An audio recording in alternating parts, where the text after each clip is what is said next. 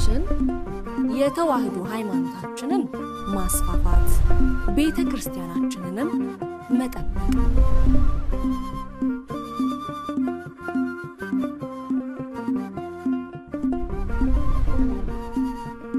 አሁን በቀጥታ ወደ ዕለቱ አገልግሎት ነው የምናልፈው።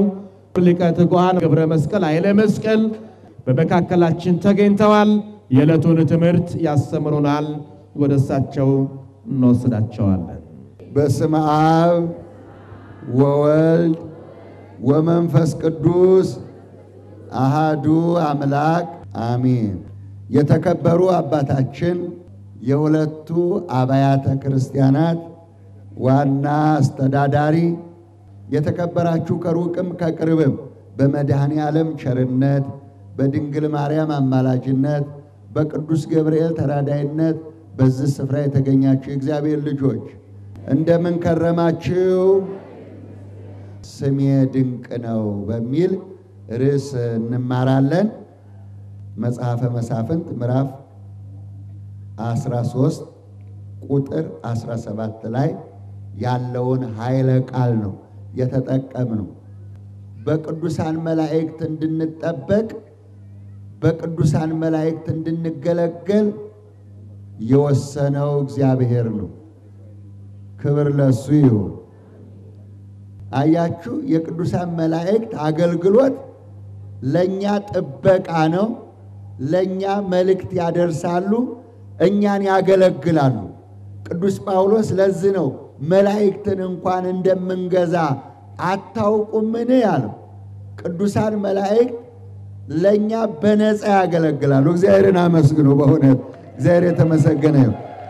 ስለዚህ ማኑሄ የሚባል ሰው ነበር ይላል። የእግዚአብሔር ሰው ነው። ይህ ማኑሄ የሚባለው ሰው የእግዚአብሔርን መልአክ ነገርህ በደረሰ ጊዜ እንድናከብርህ ስምህ ማን ነው አለው ይላል። አዎ፣ ይህ መልአክ ደግሞ ስሜ ድንቅ ነው አለ። ክብር ለሱ ይሁን። ቅዱስ ገብርኤል ነግረ ነው ተስለን የደረሰልን የለም። ነገር በደረሰ ጊዜ ምስክርነት የሚሰጠው ለዚህ ነው። ልበ አምላክ ዳዊት ስዕለቴን በአደባባይ እከፍላለሁ አላስቀርም ይላል። ደግሞም በመጽሐፈ መክብብ ምዕራፍ 5 እንዲህ ይላል፣ እማትከፍለውን እማታደርገውን ነገር አትሳል ይላል። በስለቱ እንዳትያዙ መጀመሪያ ማታደርጉትን እማችሉትን ነገር አትሳሉ፣ ከተሳላችሁ ደግሞ እንዳታስቀሩ። ማን ይርዳችሁ? እግዚአብሔር ይርዳል።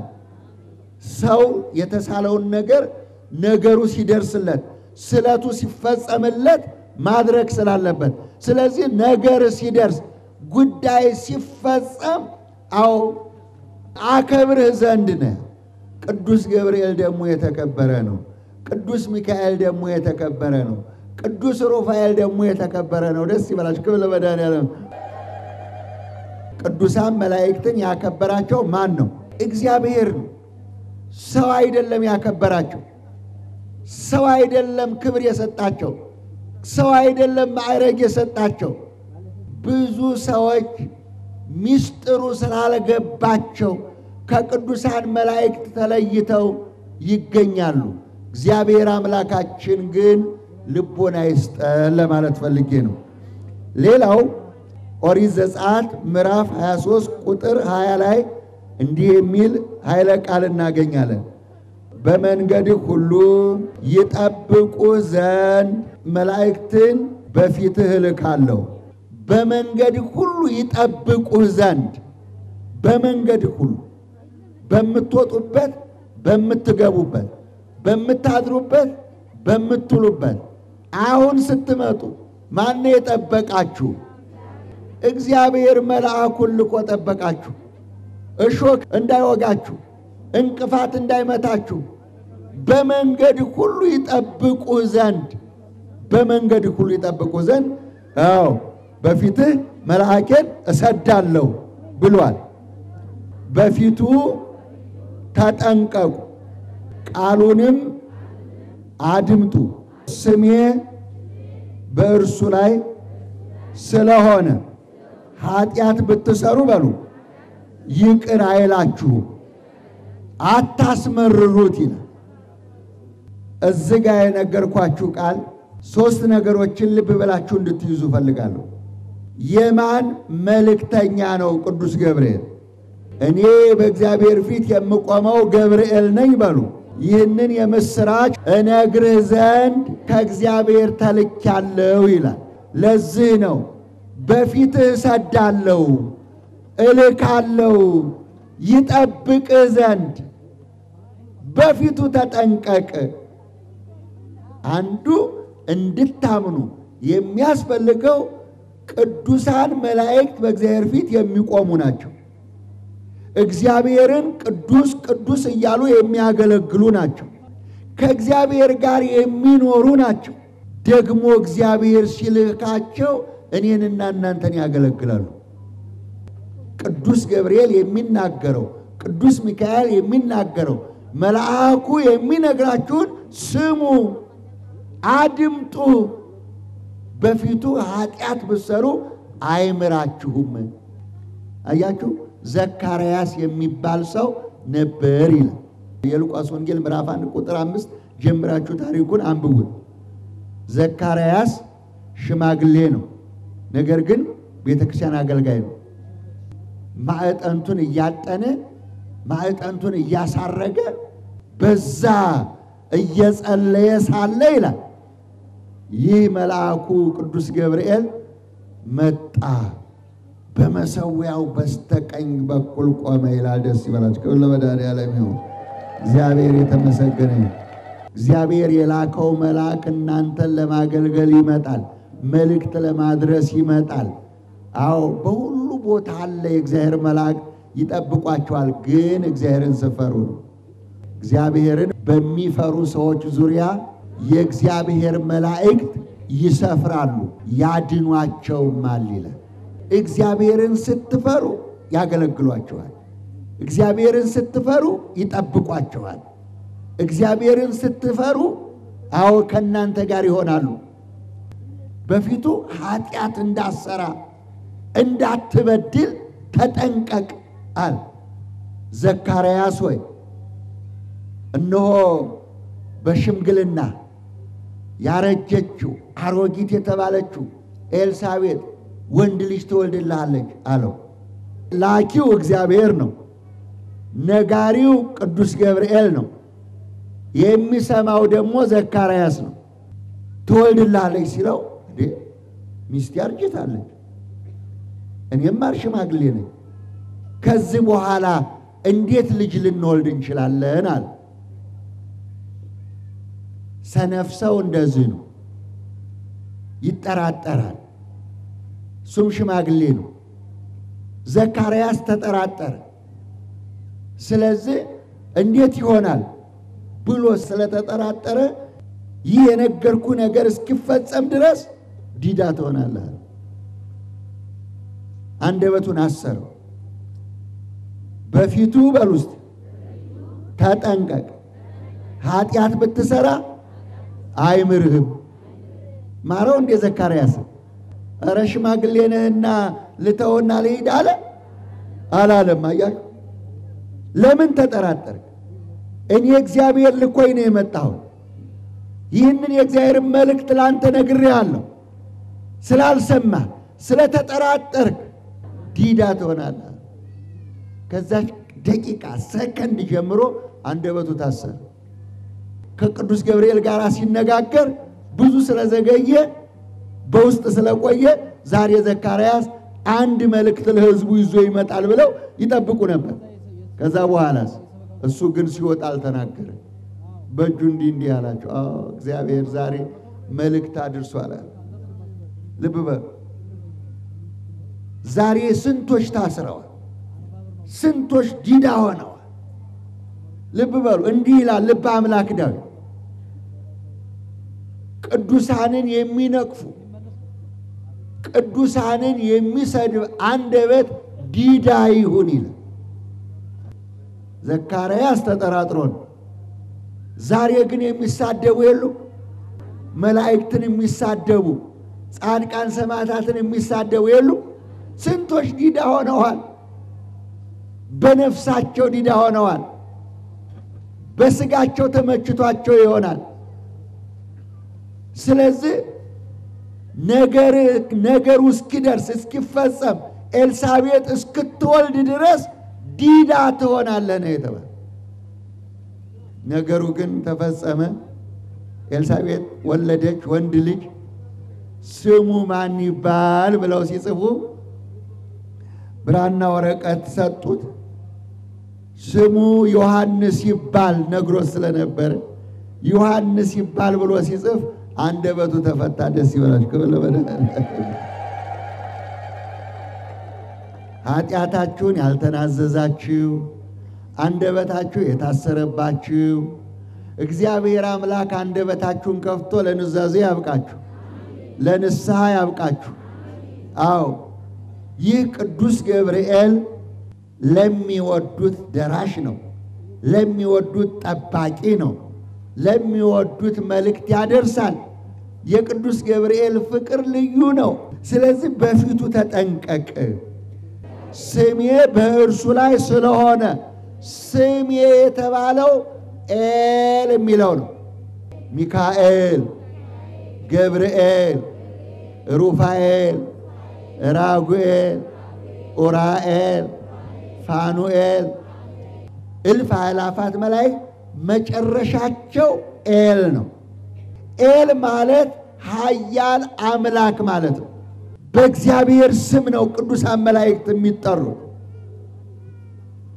ገብርኤልን ሚካኤልን ወይም ቅዱሳን መላእክትን ስንነቅፍ እግዚአብሔርን እንነቅፋለን ስለዚህ ቅዱሳንን መንቀፍ የሰነፎች ነው ይብል አብድ በልቡ አልቦ እግዚአብሔር ሰነፍ በልቡ አምላክ የለም ይላል ሰነፍ ነው አያችሁ እግዚአብሔር ያከበራቸው ስሙን ያስቀመጠላቸው ሰውና ቅዱሳን መላእክት የከበሩት በዚህ ስም ነው እኔና እናንተ ደግሞ በክርስትና ስም ከበር ወለተ ገብርኤል ኃይለ ገብርኤል ወልደ ማርያም ገብረ ማርያም ገብረ መድን ወለተ መድን የላችሁ ቅዱሳን መላእክት በኤል ከበሩ ሰው ደግሞ በክርስትና ስም ከበረ ሰው ደግሞ በክርስትና ስሙ በእግዚአብሔር ስም ተጠራ የዛሬ 100 ዓመት የሞተው ሰው ዛሬ ቤተክርስቲያን ይጸለይለታል አይጸለይለትም አዎ ፍታት ይፈታል ቅዳሴ ይቀደሳል ስሙ ይጠራል በትንቢተ ኢሳይያስ ምዕራፍ 56 አዎ በቤቴና በቅጽሬ ለሚኖሩ የማይሞት ስም ሕያው ስም እሰጣቸዋለሁ ክርስትና ስም የሌለው በእግዚአብሔር ስም አይጠራም የእግዚአብሔር ልጅ አልሆነም አዎ የእግዚአብሔር ልጆች ከእግዚአብሔር ተወልደዋልና ዓለምን ያሸንፋሉ ይላል ክብር ለመድኃኒዓለም ይሁን አዎ ዓለምን ያሸንፋል ከእግዚአብሔር የተወለድንበት በ40 ቀን በ80 ቀን የተሰጠን ክርስትና ስም ነው ይሄ አሸናፊ ነው ይሄ የእግዚአብሔር ስም ነው ይሄ በእግዚአብሔር ስም የተሰየመ ነው እናቶች ስለዚህ ሰው ሁሉ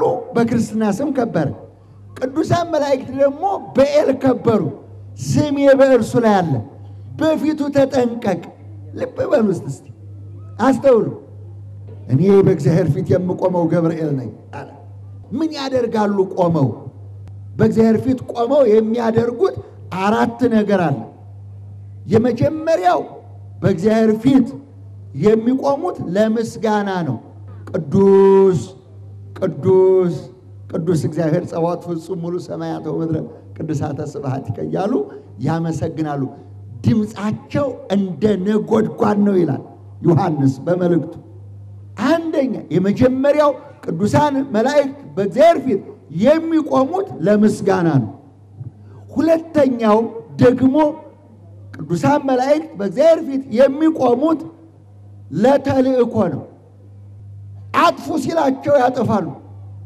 አድኑ ሲላቸው ያድናሉ።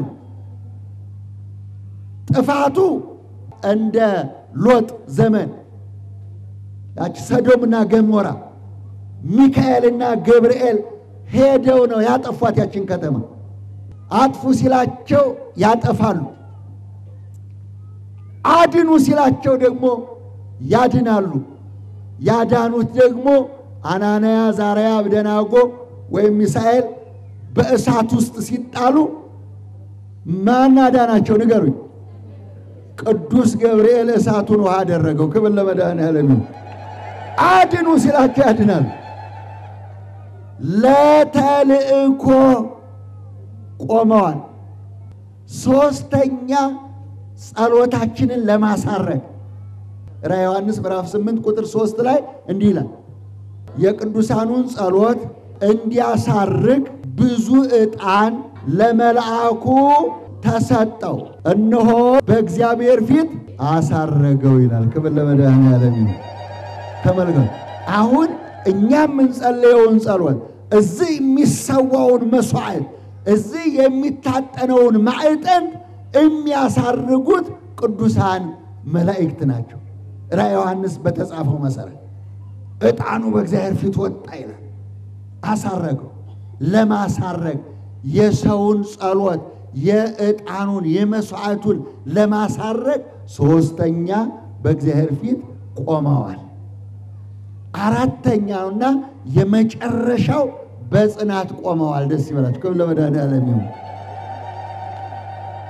ቅዱሳን መላእክት ሳጥናኤል ሁከት በፈጠረበት ዘመን ሳጥናኤል ስገዱልኝ ባለ ጊዜ እኔ ነኝ የፈጠርኳችሁ ባለ ጊዜ ይህ መልአክ ቅዱስ ገብርኤል አምላካችን እስኪገለጥ ውሳኔያችንን እስክናውቅ ድረስ በያላችሁበት ቁሙ ብሎ ያጸናቸው ቅዱስ ገብርኤል ነው። ክብር ለመድኃኔዓለም። በያላችሁበት ቁሙ፣ በእምነታችሁ ጽኑ ነው። ዛሬ የቅዱስ ገብርኤልን ጽናት የቅዱስ ሚካኤልን ጽናት የቅዱሳን መላእክትን ጽናት አይተን በሃይማኖት በምግባር እንድንጸና ያስፈልጋል። ወገኖች አሁን ማዕበሉ በስቷል። አሁን ችግሩ በስቷል። ስለዚህ በዚህ ሰዓት ጽናት ያስፈልጋል። የሃይማኖት ጽናት ያስፈልጋል። እስከ መጨረሻው የሚጸና እርሱ ይድናል። የማቴዎስ ወንጌል ምዕራፍ 24 ቁጥር 14 ተጽፎላችኋል። እስከ መጨረሻው የሚጸና እርሱ ይድናል። ዛሬ አሰናካዩ በስቷል። ዛሬ ነቃፊው በስቷል። ዛሬ ተሳዳቢው በስቷል። ዛሬ ቤተ ክርስቲያን አፍራሹ በስቷል። ዛሬ ድንጋይ ወርዋሪው በስቷል። ዛሬ ሃይማኖት ጎታቹ በስቷል። ዛሬ በጥቅም በሹመት በስልጣን በተለያየ ነገር ከነዚህ ቅዱሳን መላእክት እንድንለይ ከዚህ ቤተ ክርስቲያን እንድንወጣ ይችን ቤተ ክርስቲያን እንድንገፋ ገፍተናት እንድንሄድ የማያደርጉት ጉትቻ የለም፣ የማያደርጉት ነገር የለም። ተጠንቀቁ ወገኖች። ስለዚህ ቅዱሳን መላእክት በእግዚአብሔር ፊት ይቆማሉ ስንል ለማመስገን፣ ለመላላክ፣ ጸሎት ለማሳረግ፣ ለመጽናት፣ ጽናትን ለማስተማር ይሄንን ለማሳየት እኔ በእግዚአብሔር ፊት የምቆመው ገብርኤል ነኝ አለ። እናቶቼ፣ አባቶቼ፣ እህቶቼ፣ ወንድሞቼ መጽናት ግድ ነው። እስከ ዛሬ ድረስ እግዚአብሔር ስራውን አላቋረጠም። እስከ ዛሬ ጠባቂ መልአክ አላሳጣንም። እኛ ግን ብዙ ችግር ገጠመን፣ ተነዋወጥን ወገኖች። እግዚአብሔር በጽናት ይጠብቀን። እናቶች፣ አባቶች፣ እህቶች፣ ወንድሞች እንግዲህ በፊቱ ተጠንቀቁ። አታስመርሩት፣ ስሙት፣ አድምጡት። በራእይ ሊመጣ ይችላል። ለእምነት ለጎደለው እምነቱን እንዲያሟላ ይነግራል። ለታሰረው በእስር ቤት ይመጣል። በመከራ ውስጥ በስቃይ ውስጥ ያለውን በአንበሶች ጉድጓድ የተጣለውን መጥቶ ያዋጣዋል። ደስ ይበላችሁ። ለመድኃኔዓለም ይሁን። እንዲህ ነው ያበር ያለው ያ ታላቁ ነቢይ ዳንኤል፣ ንጉሥ ሆይ 1000 ዓመት ንገስ፣ እግዚአብሔር አምላካችን መልአኩን ልኮ ከአንበሶች አፍ አዳነኝ አለ። ክብር ለመድኃኔዓለም ይሁን። ሰዎች ፈርደውባችሁ ይሆናል። ሰዎች ፈርደውባችሁ ይሆናል። ሰዎች ወደ አንበሳ ጉድጓድ ጥለዋችሁ ይሆናል። ሰዎች ያንገላታዋችሁ ይሆናል። ሰው ፍጡር ነውና እንደ ፍጡርነቱ አንዱ ባንዱ ላይ ሊነሳ ይችላል። አንዱ አንዱን ሊገፋው ይችላል። ግን የእግዚአብሔር ሰው ከሆናችሁ አንበሳ ጉድጓድ ብትጣሉ፣ በእሳት ውስጥ ብትጣሉ፣ የትም ብትጣሉ የእግዚአብሔር እጅ ይመጣል አይመጣም? ንገሩኝ። ይጎበኛችኋል አይጎበኛችሁ? ለዚህ ከክፋት መራቅ ያስፈልጋል። ከክፉ ሐሳብ መራቅ ያስፈልጋል። ያን ጊዜ የእግዚአብሔር እጅ ያገኛችኋል። እስር ቤት ብትጣሉ፣ ቅዱስ ጴጥሮስ ወደ እስር ቤት ቢጣል መልአኩ መጣ። ዳንኤል ወደ እሳት ውስጥ ወደ አንበሳ ጉድጓድ ቢጣል ቅዱስ ሚካኤል መጣ። አናንያ፣ አዛርያ፣ ሚሳኤል ወደ እሳት ቢጣሉ ቅዱስ ገብርኤል መጣ። መላእክት መጥተው ከእሳት ውስጥ አውጥተዋቸዋል። ዳንኤል የተራበ አንበሳ ነበር፣ 6 አንበሳ። እነዚህ 6 አንበሶች ሊበሉት ቀርተው ሰገዱለት። ክብር ለመድኃኔዓለም ይሁን። ለምን? ቅዱስ ሚካኤል መጥቷል። ቅዱስ ሚካኤል መጥቷል፣ በፊቱ ቆሟል። እነዚህ አንበሶች እግሩን እየላሱ ለዳንኤል ሰገዱለት ነው የሚለው። ግን ዳንኤል በአስማት በመተት ነው የወጣው ብለው ከሳሾች እንደገና ቢከሱት በአስማትማ እናንተ ትበልጡ የለ አለና 4 ሰው ቢጥልላቸው ወደ አንበሳው ገና ከላይ የተቀበሉ ቅርጥምጥም አድርገው በሏቸው ነው የሚለው። ለምን? አላመኑማ በእግዚአብሔር በሉ እስቲ ተማምኗልና አድነዋለሁ ይላል። አያችሁ፣ በእግዚአብሔር የታመነው ዳንኤል ወጣ። እነዛ ግን በአስማት በመተት በነገር ስለሰሩ አንበሶቹ ቅርጥፍጥፍ አድርገው በሏቸው። ማንም አልቀረም ወገኔ። ስለዚህ ወደ እግዚአብሔር ብንመለስ ጥሩ ነው። ደግሞ እንዲህ ይላል በመጨረሻው ዘመን ትንቢተ ዳንኤል ምዕራፍ 12 ቁጥር 1 ላይ ጀምራችሁ ነው። በዚያን ዘመን ስለ ሕዝብ ልጆች የሚቆመው ታላቁ መልአክ አለቃ ሚካኤል ይነሳል ይላል። ክብር ለመድኃኔዓለም ይሁን። ለበጎ ቀን የታተሙትን፣ ለበጎ ቀን የተጻፉትን፣ ለበጎ ቀን በይቅርታ በምህረት በሕይወት መጽሐፍ የተጻፉትን ይላል በግንባራቸው ላይ የብርሃን መስቀል ያትምባቸዋል ይላል። ክብር ለመድኃኔዓለም ይሁን። ወገኔ፣ ያ ክፉ እሳት አለ፣ ትሉ የማያንቀላፋ አለ፣ እሳቱ የማይበርድ አለ። ጌታችን መድኃኒታችን ኢየሱስ ክርስቶስ እንዲህ ብሎ ነበር። ይህንን ኃይል ለመግለጽ እጅ ብታሰናክልህ ቆርጠህ ጣላት፣ እግር ብታሰናክልህ ቆርጠህ ጣላት፣ ዓይንህ ብታሰናክልህ አውጥተህ ጣላት። ምክንያቱም 2 እጅ ኖሮ 2 ዓይን ኖሮ 2 እግር ኖሮ ወደ ገሃነም ከምትጣል ጉንድሽ ሆነ ብትኖር ይሻልሃል። ትላቸው የማያንቀላፋ እሳቱ የማይበርድ ዘላለም ገሃነም አለና ከዚህ ለመዳን ጉንድሽ አንካሳ ሆነ መኖር ይሻላል ይላል። ስለዚህ እናቶች ለክፉ ቀን የታተሙ እንደ ይሁዳ ያልታደሉ፣ እንደ ይሁዳ በመንገድ የቀሩ ተጠርተው የከሰሩ ብዙ ናቸው። ራእይ ዮሐንስ 13 ላይ ተመልከቱት። እነዚህ በአውሬው ምስል በግንባራቸው በትከሻቸው ያላደረጉ መሸጥ፣ መለወጥ፣ መነገድ አይችሉም ይላል። አሁን ሰውን የሚያከስሩት በንግድ ነው፣ በገንዘብ ነው፣ በጥቅም ነው፣ በስልጣን ነው። ስልጣን ለመያዝ ገንዘብ ለማግኘት ዓለም ላይ ያለውን ገንዘብ ለመሰብሰብ ብዙ ሰዎች በግንባራቸውና በእጃቸው ላይ የ666 ቁጥር ይቀበላሉ። ያውሬውን ምስል ይይዛሉ።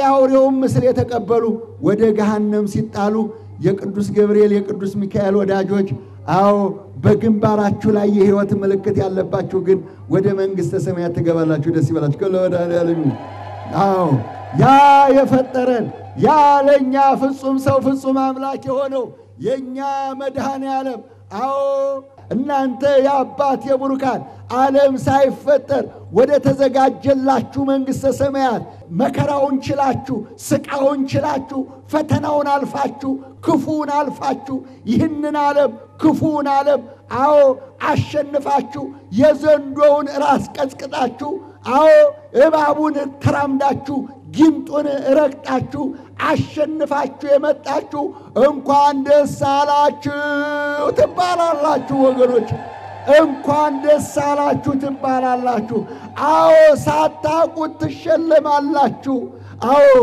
የታይቼ ነው የተቀበልኩት የታይቼ ነው ያደረኩት መቼ ነው ዋቀድቼ እንጀራ ቆርሼ ሰጠው አረ የለኔ አይገባኝም ይላሉ እነዛ ትሁታን እነዛ ደጋጎቹ የብርሃን ማህተም ቅዱስ ሚካኤል ያሳረፈባቸው ይህንን ችግር ያሻገራቸው ቅዱስ ሚካኤል ቅዱስ ገብርኤል ይረዳቸው እግዚአብሔር ለወዳጆቹ ነው የሚልካቸው እሺ አህዛብ ለምን አጉረመረሙ ወገኖችስ ለምን ከንቱ ነገር ተናገሩ ይላል አጉረምራሚዎች ድንጋይ ወርዋሪዎች ኃይለኞች በቀስታቸው በጉልበታቸው በሰይፋቸው ታምነው የሚኖሩ እነዚህ ወደ እግዚአብሔር መንግስት አይገቡም ይላል እናንተ እርጉማን ወደ ዘላለም እሳት ሂዱ ብሎ ይፈርድባቸዋል ይላል ስለዚህ እናቶች አባቶች እህቶችና ወንድሞች ቅዱሳን መላእክት የሚያበረቱ ናቸው ቅዱሳን መላእክት በራእይ የሚናገሩ ናቸው ቅዱሳን መላእክት ሳናያቸው ምርኩዝ ናቸው ሳናያቸው ደጋፊ ናቸው አዎ እግዚአብሔር ያዕቅቦሙ ለፈላሰያን ይላል አዎ እግዚአብሔር ይወደቁትን ያነሳል ዳንኤልን እንዳነሳ አናንያ አዛርያ ሚሳኤልን እንዳወጣ አዎ በቤትም ብትወድቁ የእግዚአብሔር ልጆች አዎ በልብስ አይደለም በከረባት አይደለም በማዕረግ አይደለም አዎ በእምነታችሁ በእስር ቤትም በመከራ በስቃይ በየትኛው ቦታ ብትጣሉ ያኔ የገዘፈው የሚያስፈራው ድንቅ የሆነው ስሜ ድንቅ ነው ለምን ትጠይቀኛለህ የተባለው ያ መልአክ መጥቶ ያነሳሃል ክብር ለመድኃኔዓለም ያ መልአክ መጥቶ ያነሳሃል አይዞሽ እህቴ አይዞ አባቴ ወንድሜ አይዞ ይልሃል እግዚአብሔር ያን ጊዜ በእምነትህ ጽና ወገኔ ራዕየ ዮሐንስ ምዕራፍ 12 ቁጥር 7 ላይ እንዲህ የሚል ኃይለ ቃል አለ በሰማይ ሰልፍ ሆነ ዘንዶው ከመላእክቱ ጋር ተዋጋ እነሆ በሉ በቅዱስ ሚካኤል መሪነት ቅዱሳን መላእክት ዘንዶውን አሸነፉት ይላል ክብር ለመድኃኔዓለም ዘንዶው አልቻለም ይላል ዛሬም ይችን ቤተ ክርስቲያን የሚገፉ ዘንዶች አይችሏትም ክብር ለመድኃኔዓለም ይችን ቤተ ክርስቲያን የሚገፉ ዘንዶች አይችሏትም አዎ የገሃነም ደጆች አይችሏትም አዎ እኔን እናንተን ሌሊትና ቀን ያስቸገረ ሰይጣን ይሄ ነው ከሳሹ ይሄ ነው አያችሁ ያንን ማዕረግ ስሙንም አጥቶ ማዕረጉንም አጥቶ ወደ ምድር ሲወድቅ 7 የወደቀ ስም ተሰጠው ዲያብሎስ ሰይጣን አጋንንት ዘንዶ እባብ አውሬ ጠንቋይ በዚህ 7 ስም የተሰጠው የጨለማ አበጋዝ ይባላል ለዘላለም ድቅድቅ ጨለማ ተጠበቀለት ይላል የይሁዳ መልእክት ምዕራፍ 1 ቁጥር 8 ለዘላለም ድቅድቅ ጨለማ የተጠበቀለት ይሄ 7 ስም የወደቀ ስም ይህንን የጣሉት ደግሞ ቅዱሳን መላእክት ናቸው ክብር ለመድኃኔዓለም ባሸናፊነት ቅዱስ ሚካኤል ቅዱስ ገብርኤል አዎ ባሸናፊነት አዎ ከዛ ከሰማይ ወደ ምድር ተጣለ ለዚህ ለተጣለና ለወደቀ ዶሮ ያረዳችሁ በግ ያረዳችሁ ለአጋንንት ገባሪዎች እንዳትሆኑ እግዚአብሔር ይጠብቃችሁ ስለዚህ ከጠላቶቻችሁ ተለዩ ጠላቶቻችሁን ራቁ ወዳጆቻችሁን ቅዱሳን መላእክትን ቅረቡ ስሜ ድንቅ ነው በፊቱ ተጠንቀቅ ስሜ በእርሱ ላይ አለና እግዚአብሔር አለበት ክብር ለመድኃኔዓለም ይሁን እግዚአብሔር ይመስገን ላስተማረን ለመከረን ለገሰጸን ለልዑል አምላካችን ክብር ምስጋና ይድረሰው ስለነበረን ጊዜ አምላካችን እግዚአብሔር ስሙ የተመሰገነ ይሁን። የመልአኩ የቅዱስ ገብርኤል ተራዳይነት፣ የእናታችን የቅድስት ድንግል ማርያም አማላጅነት፣ የሥላሴ ቸርነት አይለየን። በእድሜ በጤና በሕይወት እንድጠብቀን ለንስሐ ለቅዱስ ሥጋ ለክቡር ደም እንድንበቃ ቅዱስ ፈቃድ ይሁንልን። አባታችን ሆይ